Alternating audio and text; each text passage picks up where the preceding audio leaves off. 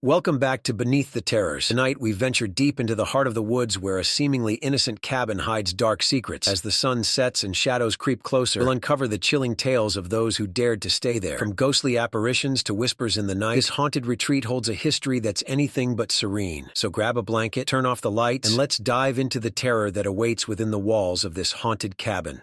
The crunch of gravel beneath our tires was the only sound accompanying us as we navigated the winding road up the mountain. It was a week before Halloween, that time of year when the air becomes crisp and the shadows grow longer, and my friends and I had made the decision to escape the bustling city in search of genuine solitude and tranquility. We had rented an old cabin nestled deep within the woods, miles away from the nearest road and far removed from the noise of urban life. It was the perfect getaway, a chance to reconnect with nature and each other. The cabin itself was a charming relic of a bygone era, constructed from weathered wood and sturdy stone. Its centerpiece was a grand fireplace that dominated one entire wall, promising warmth and comfort as the temperatures dipped outside. That first night, a chill hung in the air, so we gathered around the crackling fire, its flames flickering and dancing as we passed around a bottle of whiskey. The firelight cast playful shadows on the walls, creating the illusion of figures flitting just out of sight, stirring our imaginations and heightening our senses. At first, I brushed off the fleeting vision of a girl in a white dress that I caught in the corner of my eye. It was just a brief flash, a trick of the light, or perhaps a figment of my imagination fueled by the whiskey and the flickering flames. Yet, as the night wore on, the sightings persisted. Each time, the girl seemed to linger just out of reach. With every glimpse, an unsettling chill crept down my spine. But I chose to keep this strange occurrence to myself, not wanting to disturb the others or ruin the evening with fears they might dismiss as mere drunken hallucinations. On the third night, as the fire crackled and the wind howled outside, I encountered her again, this time with startling clarity. I had risen to pour myself another drink when I caught sight of her standing by the window, bathed in the moonlight that filtered through the glass. She was ethereal, with an alabaster complexion and long dark hair that flowed like shadows. In that moment, she seemed more like a wisp of smoke or a manifestation of mist than a living being, and her gaze was fixed directly on me, piercing through the veil of reality. I felt a primal instinct to scream, to alert my friends, but my voice betrayed me, trapped in my throat as I stood frozen in place. The girl remained motionless, her eyes locked onto mine, until, in an instant,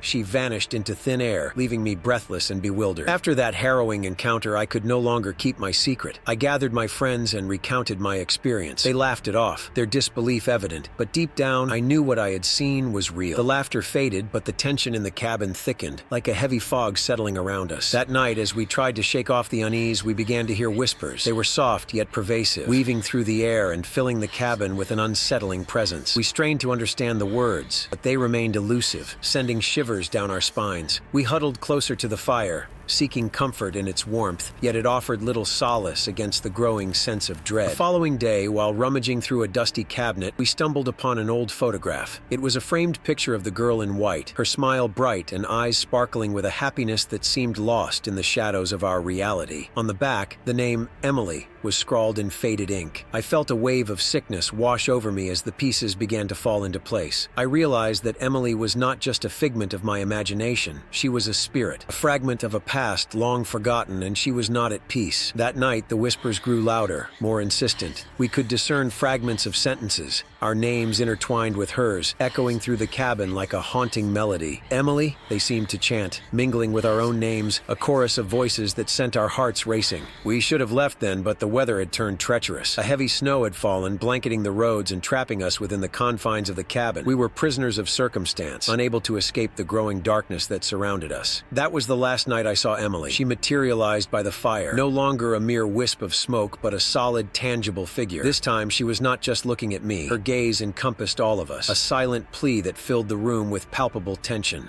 In a moment of sheer panic, we tried to flee, but the doors and windows had become immovable, as if the cabin itself conspired to keep us inside. We were ensnared, and Emily remained eerily still, her presence both beautiful and terrifying, as she simply stared at us with an intensity that felt like a weight on our souls. Then, as abruptly as she had appeared, she vanished, leaving us enveloped in an oppressive silence. The whispers ceased, leaving only the crackling of the fire and the sound of our ragged breaths. As soon as the storm cleared and we could finally leave, we did so without a backward glance. We never returned to that cabin. I never encountered Emily again. Yet even now, in the depths of night when the world is quiet, I sometimes catch a glimpse of that fleeting flash of white. I still hear the distant whispers, and the chilling sensation lingers like a shadow at the edge of my mind. I know deep down that Emily is still out there waiting for something. Perhaps a resolution, perhaps a reckoning, lost in the woods among the echoes of her past. Thank you for joining us on this haunting journey at Beneath the Terrors. As we leave the shadows of the haunted cabin behind, remember, not all who enter find their way back. If you enjoyed this chilling tale, be sure to like, subscribe, and hit that notification bell for more spine-tingling stories. What do you think lurks in the woods? Share your thoughts in the comments below, and if you have your own ghostly encounters, we'd love to hear them. Until next time, stay curious and beware of what lies beneath the surface.